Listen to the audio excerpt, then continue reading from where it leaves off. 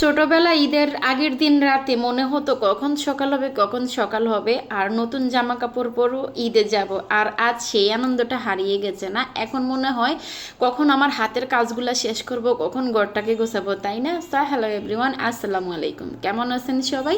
আশা রাখছি আল্লাহর অশেষ রহমতে সবাই অনেক বেশি ভালো আছেন এবং সুস্থ আছেন। আলহামদুলিল্লাহ, আপনাদের দোয়ায় আমিও ভালো আছি। দেখতে দেখতে কত তাড়াতাড়ি এবার রমজান চলে গেল না? হায় আফসোস, আমরা জানি আল্লাহ তাআলা রাব্বুল আলামিনের দরবারে কতটুকু ক্ষমা চেয়েছি এবং কতটুকু ক্ষমা পেয়েছি। তো আজকে আমি ভিডিওটা সেয়ারি থেকেই শুরু করেছি।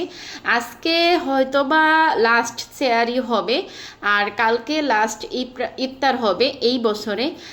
অনেক বেশি মন খারাপ হইতেছে যখন ভাবি যে এই সেহারির জন্য রাতে উঠে রান্না করা হবে না, ইফতারের জন্য বিকেল থেকে আয়োজন করা হবে না। জানি না আগামী বছর বাঁচবো কিনা, আর এইগুলা আর পাবো কিনা, সব মহান রাবুল আলামিন ভালো জানেন। যাই হোক, ঈদ তো চলেই আসছে, আর ঈদের জন্য মানে এবার তো আর অন্য কোনো চিন্তা ভাবনা নাই দেশে যাওয়া বা অন্য কোনো কিছু করা। চিন্তা ভাবনা আমার একটাই, আমার ঘরের কাজগুলো আমি কিভাবে শেষ করব, যেহেতু আমার সাথে ছোট বেবি আছে আর ওকে নিয়ে কাজ করা অনেক বেশি মানে কষ্টের ব্যাপার আমার জন্য। তো যাই হোক, ওকে একটু একটু ঘুম পাড়িয়ে পাড়িয়ে যতটুকু করা যায় আর কি। তো রমজান আসার 2 দিন আগেই কিন্তু আমি পুরো গোটা ডিপ ক্লিন করে নিয়েছি। আমি হয়তো বা ভিডিও আকারে শেয়ার করেছি, এখন কিন্তু সব কিছু ভিডিও আকারে শেয়ার করা যায়ও না, কারণ ভিডিও করতেও কিন্তু অনেকটা সময় লাগে, আর তাড়াহুড়া করে মানে যত কম সময়ে করা যায় আর কি।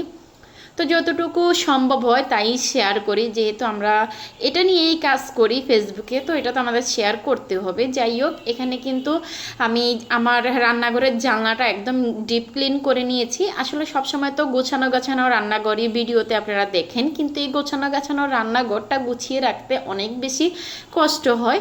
সেই কষ্টটা হয়তো বা মানে সবাই দেখে না। যাই হোক, রান্নাঘরের কাজগুলো শেষ করে গোসল গাও ধুয়ে তারপর ছেলেদেরকে সময় দিয়ে, মেয়ে তো নাই, ছেলেদেরকে সময় দিয়ে ওরা যেহেতু ছোট, ওদেরকে খাওয়ানো গোসল করানো অনেকটা সময়ের ব্যাপার, ওদের পিছনে কিন্তু আমার সারাটা দিন চলে যায়। তারপরে এই যে হয়তোবা আজকেই আমি শেষ ইফতারটা এই বছরে বানিয়ে নিলাম, কাল হয়তোবা আর ইফতারও মানে বানানো হবে না।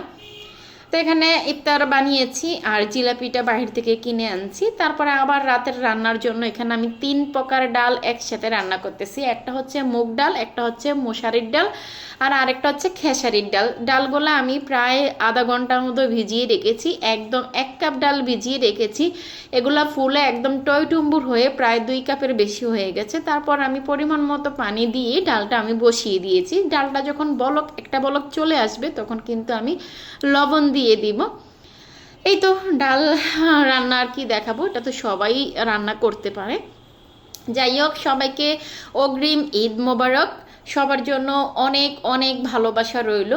সবাই সবার স্বপ্নের টানে যদি দেশে যেয়ে থাকেন, বাড়িতে যেয়ে থাকেন, মা বাবার সাথে ঈদ করে থাকেন, আপনাদের জন্য দোয়া রইল। আল্লাহ তাআলা রাব্বুল আলামিন যেন আপনাদেরকে সহি সালামতে আপনাদের প্রিয় মানুষদের কাছে নিয়ে পৌঁছে দেয়, আর আমাদের জন্য দোয়া করবেন।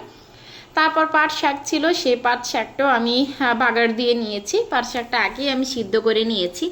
আসলে এখন আর কেন জানি ভারী খাবার খেতে ইচ্ছে করে না চেহারিতে, তাই একটু হালকা হালকা খাবারই আজকে 2 দিন আমি করে থাকি।